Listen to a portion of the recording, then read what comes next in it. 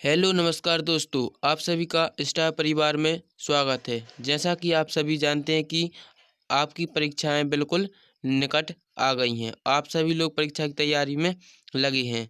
तो आपकी तैयारी को और भी बेहतर बनाने के लिए आपको इम्पोर्टेंट क्वेश्चन की आवश्यकता होती है। तो आज हम बताएंगे कि विज्ञान में कक्षा 9वीं की विषय जो विज्ञान है, इसमें कौन कौन से प्रश्न हैं जो आपको करने हैं, जिससे आप अच्छे नंबर ला सकें। तो यहाँ पर देखिए, सबसे पहले हम अध्याय 1 में देखेंगे। ये अध्याय 1 का क्या नाम है? हमारे आसपास के पदार्थ। तो इसमें बताएंगे हम आपको कौन कौन से प्रश्न पढ़ने हैं। देखिए, सबसे पहले आपको कौन सा प्रश्न पढ़ना है? आपको प्रश्न क्रमांक पहला देखिए, पेज क्रमांक कितना है? पेज है ये चौथा पेज है। चौथे पेज में आपको अपनी पुस्तक खोलिए, वहाँ पर देखेंगे पहला प्रश्न ये है, निम्नलिखित में से कौन से पदार्थ हैं? इनमें से आपको जो नीचे नाम दिए गए, इनमें से बताना है कि कौन कौन से पदार्थ हैं। तो ये क्वेश्चन आपको ये करके जाना है। और दूसरा प्रश्न क्या है? निम्नलिखित प्रेक्षण के कारण बताइए। ये वाला प्रश्न भी आपको पढ़ना है। और लास्ट का चौथा प्रश्न है जो इसको करना है, पदार्थ के कणों की क्या विशेषता है। तो यह क्वेश्चन है जो IMP क्वेश्चन है, आप इनको कर लेंगे।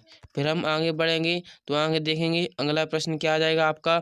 इसको भी आपको याद कर लेना। पहला प्रश्न क्या है? किसी तत्व के द्रव्यमान प्रति इकाई का आयतन को घनत्व कहते हैं। घनत्व की परिभाषा है जो आपको याद करनी है। तो यह पहला प्रश्न IMP है। और दूसरा प्रश्न भी आपको कर लेना है। दूसरा प्रश्न में क्या लिखा? पदार्थ का विभिन्न अवस्थाओं के गुणों में होने वाले अंतर को सारणीबद्ध कीजिए। तो ये पहला का A और B दोनों कर लेना है। और आगे अब देखेंगे तो चौथा प्रश्न आता है, यह भी इम्पोर्टेंट है। सामान्यतः ठोस पदार्थों की अपेक्षा द्रवों का घनत्व कम होता है, लेकिन आपने बर्फ के टुकड़े को जल में तैरते हुए देखा होगा। पता लगाइए ऐसा क्यों होता है। तो यह भी क्वेश्चन बहुत इम्पोर्टेंट है, तो आप इसको भी याद कर लेंगे। और फिर आपको एक क्वेश्चन ऐसे भी पूछा जाता है कि सामान्यतः पदार्थ की कितनी कितने प्रकार होती हैं, कितनी अवस्थाएं होती हैं। तो यह भी आपको बताना है। पदार्थ की मुख्यतः कितनी अवस्था होती हैं? 3 अवस्थाएं होती हैं, ठोस, द्रव और गैस। तो इनको भी आपको थोड़ा इनके बारे में पढ़ लेना है। ये क्वेश्चन भी पूछ जाते हैं। निम्नलिखित तापमान को सेल्सियस में यानी केल्विन में दिया होगा, इनको आपको सेल्सियस में बदलना है। और यदि सेल्सियस में दिया हो तो उसको केल्विन में बदलने के लिए पूछा जा सकता है। यह 2 नंबर से प्रश्न भी बन सकता है और ऑब्जेक्टिव प्रश्न भी बन सकता है। तो यह दोनों प्रश्न आपको कर लेने हैं। तीसरा प्रश्न क्या है? तीसरा प्रश्न में लगा, किसी भी पदार्थ की अवस्था परिवर्तन के दौरान तापमान स्तर क्यों रहता है। चौथा प्रश्न यह इम्पोर्टेंट है, वायुमंडलीय गैसों को द्रव में परिवर्तन करने के लिए कोई विधि सुझाई। इसमें आपको विधि बतानी है कि कौन सी विधि से हम वायुमंडलीय गैसों को द्रव में परिवर्तित करते हैं। अब हम आगे बढ़ेंगे तो आगे देखो, एक यह प्रश्न आएगा आपको, गर्म शुष्क दिनों में कूलर अधिक ठंडक क्यों करता है। यदि आप इसको करना चाहें तो कर लीजिए, लेकिन दूसरा प्रश्न है जो इम्पोर्टेंट है, गर्मियों में घड़े का जल ठंडक क्यों होता है। यह है जो वेरी इंपॉर्टेंट क्वेश्चन है दूसरा। और चौथा प्रश्न भी इम्पोर्टेंट है, चौथा और पाँचवा। इसमें आपको चौथा करना है और पाँचवा करना है। गर्मियों में हमें किस तरह के कपड़े पहनने चाहिए। तो पाँचवा और चौथा और दूसरा प्रश्न इसमें से आपको करना है। और यहाँ से आपको एक ना एक ऑब्जेक्टिव जरूर बनेगा। इस सारणी को पूरा याद करना है। यहाँ पर उनकी राशि दी गई है, यहाँ पर उनकी मात्रक और प्रतीक आपको किस तरह से पढ़ना है। जैसे यहाँ पर लिखा है राशि, राशि में तापमान, तापमान का मात्रक क्या होता है? तापमान का मात्रक होता है केल्विन। और इसका प्रतीक क्या है? के। ठीक है, तो इस तरह से आपको पढ़ना है। लंबाई का मात्रक क्या होता है? मीटर, मीटर का प्रतीक क्या है? एम। फिर क्या लिखा है? संहति, संहति को मात्रक क्या है? किलोग्राम, इसका प्रतीक क्या है? केजी। भार का मात्रक क्या है? न्यूटन, और इसको प्रतीक क्या है? एन। आयतन का मात्रक क्या है? घन मीटर, प्रतीक क्या है? घन मीटर पे घन। ठीक है, घनत्व का मात्रक क्या है? किलोग्राम प्रति घन मीटर। इसको किससे प्रदर्शित करते हैं? प्रतीक क्या है? किलोग्राम मीटर घन। ठीक है, तो इस तरह से आपको यह पूरी टेबल को याद कर लेना। आपसे यहाँ से एक ना एक ऑब्जेक्ट जरूर बनेगा। अब अभ्यास के प्रश्न में देख लेते हैं कि कौन कौन से इंपॉर्टेंट है। तो पहला प्रश्न ए और दूसरा, मतलब इनमें से आपको एक क्वेश्चन आएगा जिसमें आपको केल्विन से सेल्सियस में बदलना होगा या फिर सेल्सियस से केल्विन को बदलना पड़ेगा। तो यह क्वेश्चन आप कर लेंगे। यदि आपको कहीं पर भी डाउट होता है तो हमें कमेंट में ज़रूर बताइए, हम आपकी डाउट क्लियर जरूर करेंगे। फिर इसमें देखो पाँचवा प्रश्न भी इम्पोर्टेंट है। पाँचवें प्रश्न में क्या पूछा गया है, निम्नलिखित तापमान पर जल की भौतिक अवस्थाएं क्या होंगी। तो यहाँ पर बताना है कि 25 डिग्री पर जल की क्या अवस्था होगी, 0 डिग्री सेल्सियस पर क्या अवस्था होगी और 100 डिग्री सेल्सियस पर क्या होगी। तो यह आपको बिल्कुल आसान प्रश्न है। आप यदि एक बार भी इसको पढ़ लेंगे तो बिल्कुल आसानी से बन जाएगा। तो पांचवा प्रश्न कर लेना है। और आठवां प्रश्न है जो इम्पोर्टेंट है, यह इसको भी आपको कर लेना है। उबलते हुए जल अथवा भाप में से जलने की तीव्रता किसमें अधिक महसूस होती है। तो यह भी आपको करना है। तो बिल्कुल आसान है, आपको एक बार पढ़ेंगे तो ज़रूर याद हो जाएंगी। तो ये तो हो गए आपके अध्याय 1 के इम्पोर्टेंट क्वेश्चन। अब हम इसी तरह से अध्याय 2 के देखते हैं। अध्याय 2 का क्या नाम है, जल्दी से बताइए। क्या हमारे आसपास के पदार्थ शुद्ध हैं, is matter around us pure. तो इसको हम देखते हैं, इसमें से आपको कौन कौन से प्रश्न करने हैं। आपने यह अध्याय अच्छे से ही पढ़ा होगा। तो देखिए, इसमें सबसे पहले तो ये क्वेश्चन ये बनता है कि मिश्रण क्या है और इसके कितने प्रकार होते हैं। ठीक है, तो आपको पहले तो मिश्रण और उसके प्रकार यह तो आपको कर ही लेना है। फिर देखिए, इसमें से पहला प्रश्न यह आ जाएगा कि पदार्थ से आप क्या समझते हैं। पहला प्रश्न क्या है, पदार्थ से आप क्या समझते हैं और समांगी और विषमांगी मिश्रणों में अंतर। यह very very most important question है। दूसरा, समांगी और विषमांगी मिश्रणों में अंतर और पदार्थ की परिभाषा भी आपको याद करनी है। ठीक है, फिर हम आगे बढ़ते हैं। तो विलयन क्या है, विलयन की भी आपको परिभाषा याद करनी है। इसमें देखिए, आपको पहला प्रश्न क्या हो जाएगा, उदाहरण के साथ समांगी और विषमांगी मिश्रणों में विभेद। वही क्वेश्चन है जो अभी हमने आपको पहले बताया था। समांगी विषमांगी में अंतर कर लेंगे तो इसमें आपको इनकी दोनों की परिभाषा भी मिल जाएंगी और दोनों में अंतर भी हो जाएंगी। ठीक है, फिर विलयन की परिभाषा, निलंबन कोलाइडी एक दूसरे से किस प्रकार भिन्न, इनमें अंतर है। तो यह भी आपको कर लेना है। पहला दूसरा दोनों क्वेश्चन को यहाँ से आप करेंगे। ठीक है, फिर हम आगे बढ़ते हैं। तो यहाँ से देखिए, दूसरा प्रश्न आपको करना है, क्या लिखा है, पृथक करने की सामान्य विधियों के नाम। पृथक मतलब अलग करना। यहाँ से पहला प्रश्न क्या है, दही से मक्खन, दही से मक्खन कैसे अलग करते हैं उस विधि का नाम बताना है। बस आपको केवल नाम देना है, उसका वर्णन नहीं करना है, क्योंकि इसमें लिखा है सामान्य विधियों के नाम दें। बिल्कुल आसान क्वेश्चन है। यदि आपने पाठ को पढ़ा है तो आपसे यह बनते भी होंगे। समुद्री जल से नमक, समुद्री जल से नमक कैसे अलग करते हैं, इस विधि का नाम बताना है। नमक से कपूर, नमक से कपूर अलग कैसे किया जाता है उसका नाम बताना है। ठीक है, और यह चैप्टर भी आईएमपी है, भौतिक एवं रासायनिक परिवर्तन। इनमें से आपको एक क्वेश्चन जरूर पूछा जाएगा, 2 या 3 नंबर से इसमें से एक क्वेश्चन जरूर आएगा। अब देखते हैं, देखो यह क्वेश्चन आपको करके ही जाना है, बिल्कुल वेरी मोस्ट आईएमपी क्वेश्चन। निम्न को रासायनिक और भौतिक परिवर्तनों में वर्गीकृत कीजिए। यहाँ पर आपको कुछ यहाँ पर दिए गए हैं।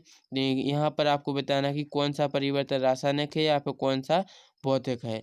तो इनमें से आपको ये बिल्कुल क्वेश्चन आपको करके जाना है और आपको हो सकता है कि यही का यही क्वेश्चन पेपर में भी देखने मिल जाए। यहाँ पर इनमें से कुछ परिवर्तन है जो आपको पेपर में दे दें और पूछें कि कौन सा परिवर्तन भौतिक है और कौन सा रासायनिक है।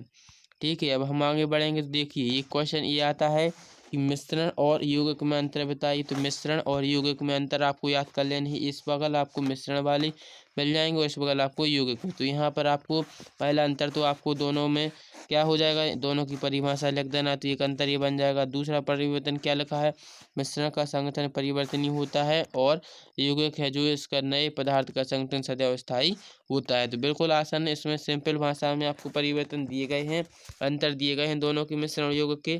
तो आप इनको एक बार पढ़ेंगे तो जरूर याद हो जाएंगी। ठीक है, फिर आपको यहाँ पर शुद्ध पदार्थ और मिश्रण में भी अंतर आपको देख लेना है।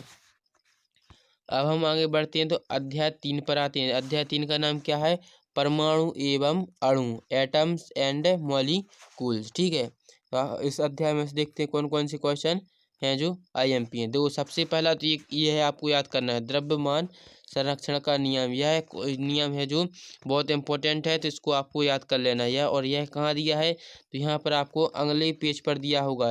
यहाँ से देखिए ये दिया है आपको, द्रव्यमान संरक्षण के नियम के अनुसार किसी रासायनिक अभिक्रिया में द्रव्यमान का ना तो सृजन किया जा सकता है और ना ही विनाश। तो यह इसका नियम है, तो यह बिल्कुल इम्पोर्टेंट है, इसको आपको पढ़ के जाना है। और इसी के नीचे दिया है स्तर अनुपात का नियम, तो यह भी इम्पोर्टेंट है। और यह आपको कहाँ मिल जाएगा, यहाँ पर देखिए ये लिखा है स्तर अनुपात का नियम।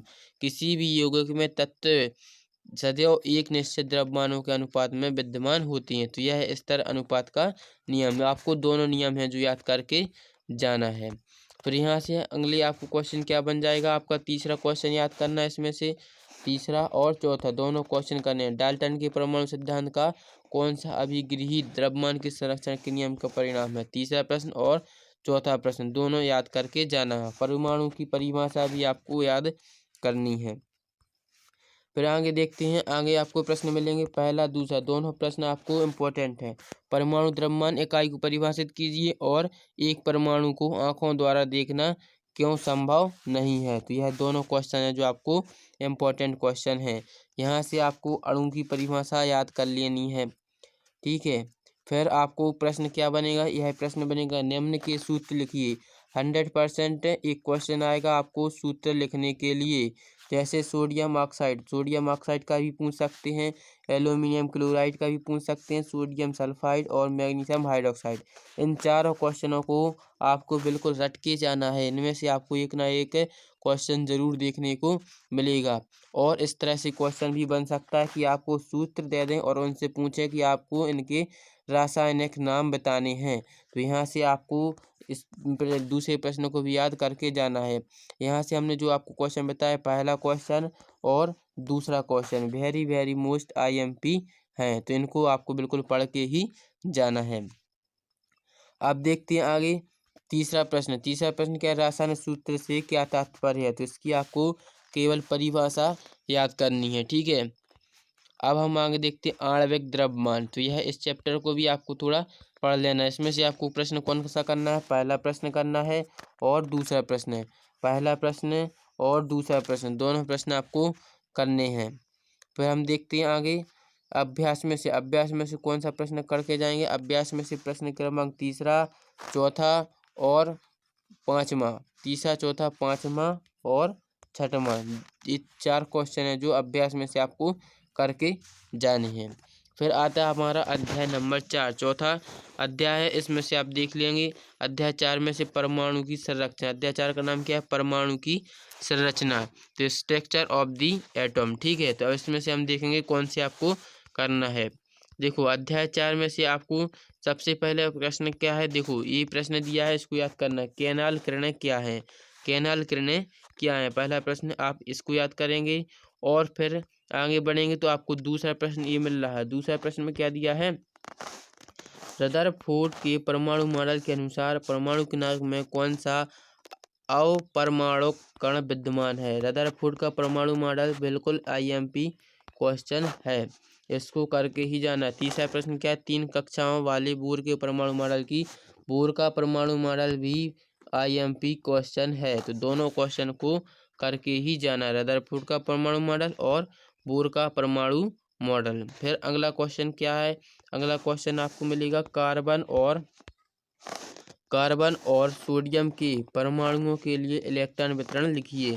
तो यह क्वेश्चन बिल्कुल छोटा है, बिल्कुल आपको इसको करके ही जाना है। कार्बन और सोडियम के परमाणुओं के लिए इलेक्ट्रॉन वितरण लिखिए, ठीक है।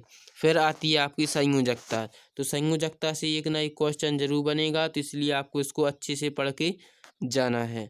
इसमें से देखिए कौन कौन से प्रश्न बन सकते हैं, कौन से प्रश्न आ सकते हैं। अभ्यास में देख लीजिए, अभ्यास में से आपको पहला प्रश्न करना है, पहला प्रश्न करेंगे, दूसरा प्रश्न, तीसरा प्रश्न और चौथा प्रश्न। ये चारों क्वेश्चन हैं जो बिल्कुल इम्पोर्टेंट है। इलेक्ट्रॉन प्रोटॉन न्यूट्रॉन गुणों की तुलना कीजिए। जे थॉमसन के परमाणु मॉडल की क्या सीमाएं थीं, रदरफोर्ड के परमाणु मॉडल की क्या सीमा है और बोर के परमाणु मॉडल की व्याख्या कीजिए। इन 4 क्वेश्चन में से आपको एक ना एक क्वेश्चन जरूर देखने को मिलेगा इस अध्याय से, तो आपको इनको जरूर करके ही जाना है। अब आगे देखते हैं 7वां प्रश्न है। 7वें प्रश्न में से 7वां प्रश्न भी इम्पोर्टेंट है और 8वां, 2 क्वेश्चन और हैं जो इस अभ्यास में से पढ़ना है। 7वां और 8वां दोनों क्वेश्चन को भी इनको कर लेना है, ठीक है। फिर हम आगे बढ़ते हैं। अब हम आते हैं अध्याय नंबर 5 पर। अध्याय नंबर 5, इसमें इसका क्या नाम है, जीवन की मौलिक इकाई, the fundamental unit of life, ठीक है। इस अध्याय में से हम देखते हैं कि कौन कौन से क्वेश्चन है जो आपको करके जाने हैं। तो यहाँ पर आपको सजीव के बारे में, सजीव निर्जीव के बारे में बताया गया है। जैसे सबसे पहला क्वेश्चन क्या आ जाएगा आपका, पहला प्रश्न है कोशिका की खोज किसने की थी और कैसे की थी, ठीक है। तो पहला प्रश्न तो इम्पोर्टेंट है क्योंकि यह कोशिका से रिलेटेड है, तो यह तो आपको बिल्कुल पढ़ के ही जाना है। और दूसरा भी कर लेना, कोशिका को जीवन की संरचनात्मक व क्रियात्मक इकाई क्यों कहते हैं। इसमें से ज़्यादा इम्पोर्टेंट है दूसरा वाला क्वेश्चन, कोशिका की खोज, आपको यह याद कर लेनी है। और दूसरा, दोनों क्वेश्चन है जो वेरी इंपॉर्टेंट क्वेश्चन हैं, तो दोनों को आपको बिल्कुल एकदम पढ़ के ही जाना है, ठीक है। अब इसमें से देखेंगे अगला क्वेश्चन आएगा आपको प्लाज्मा झिल्ली वाला। प्लाज्मा झिल्ली को वर्णात्मक परागम झिल्ली क्यों कहते हैं। तो दूसरा क्वेश्चन भी वेरी इंपॉर्टेंट क्वेश्चन है, ठीक है। तो दूसरा क्वेश्चन आपको इसमें से याद कर लेना है। फिर आती है आपकी कोशिका भित्ति। तो यहाँ से आपको क्वेश्चन कौन कौन से बन सकते हैं, देखो यहाँ से आप करेंगे तीसरा प्रश्न और चौथा प्रश्न, लाइसोसोम को आत्महत्या की थैली क्यों कहते हैं, बिल्कुल इम्पोर्टेंट क्वेश्चन है, ठीक है। इसको आपको करके जाना है। और चौथा क्या है, कोशिका के अंदर प्रोटीन का संश्लेषण कहाँ होता है, यह भी इम्पोर्टेंट क्वेश्चन है। तो तीसरा और चौथा इसमें से आपको कर लेना है। अब हम आते हैं अभ्यास पर। तो इसमें अभ्यास में बहुत सारे क्वेश्चन जो आपको याद करके जाना है, जिनमें से हम बताते हैं आपको पहला क्वेश्चन करना है पादप कोशिका तथा जंतु कोशिका में अंतर। यह तो बिल्कुल कई बार परीक्षा में पूछा ही गया है, पेज पटाने लायक क्वेश्चन है पहला प्रश्न। दूसरा प्रश्न क्या है, प्रोकैरियोटिक कोशिका और यूकैरियोटिक कोशिका में अंतर।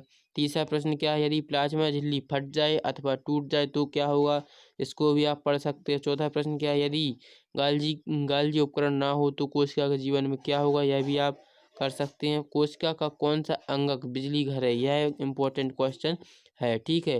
पांचवा प्रश्न है जो इम्पोर्टेंट है, पहला, पांचवा और आपको तीसरा, ये इम्पोर्टेंट क्वेश्चन बता रहे हैं हम। सातवां प्रश्न देखो, सातवां प्रश्न भी इम्पोर्टेंट, अमीबा अपना भोजन कैसे प्राप्त करता है, यह भी इम्पोर्टेंट क्वेश्चन है। और आठवां है जो परासरण क्या है, ठीक है। तो आप इतने 8 क्वेश्चन जो हमने आपको बताया, 5 क्वेश्चन, इनको आपको करके जाना है। तो आज हमने अध्याय 1 से लेकर 5 तक के क्वेश्चनों को बताया। जो भी क्वेश्चन इंपॉर्टेंट थे वो हमने सारे क्वेश्चन आपको बता दिए। यदि आप इतने क्वेश्चनों को हल कर लेंगे तो आप परीक्षा में बिल्कुल 100 में से 100 नंबर का पेपर करके आ सकते हैं। तो आप पहले इतने क्वेश्चन को हल करिए, फिर हम आगे वीडियो में आगे की अध्याय के हम इम्पोर्टेंट क्वेश्चन बताएंगे।